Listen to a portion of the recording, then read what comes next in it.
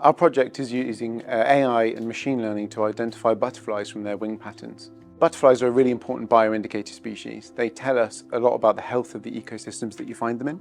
So being able to rapidly identify them allows us to understand how they're responding to either maybe climatic or habitat or land use changes. An important part of this tool is that we're considering it as an educational piece as well as a rapid identification tool.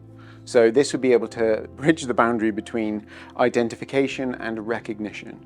So our system would be able to identify these unique features of each of the butterflies for the users so they can learn how to identify them by these specific features rather than just simply recognizing something on a vague basis. So what we're doing contributes to a more sustainable world by understanding butterfly speciation, evolution and adaptation to the habitats that have been changed by humans, perhaps in the form of urbanization or agriculture, and the anthropogenic induced climate change. We are hoping that this research would be used by the common public when they're out and about in the field.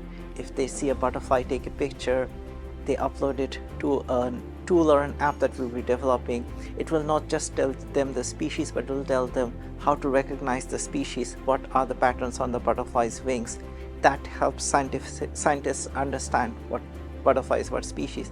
But then they will be able to notice those spots and they will be able to make those identifications. So we are hoping to give them this joy of recognizing that the next time they're out in the wild, they will be able to do that themselves. My research area, modern AI-based techniques are a quite popular recent innovation. So for example, all the apps that identify not just butterflies, but plants or animals, they're based on these AI tools. So that's what we are hoping to use in our research.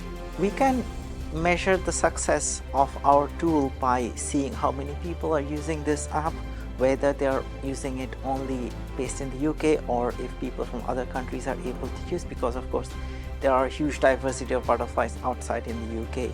So if people are using it all around the world, able to identify diverse butterflies, that would be really the success of this project.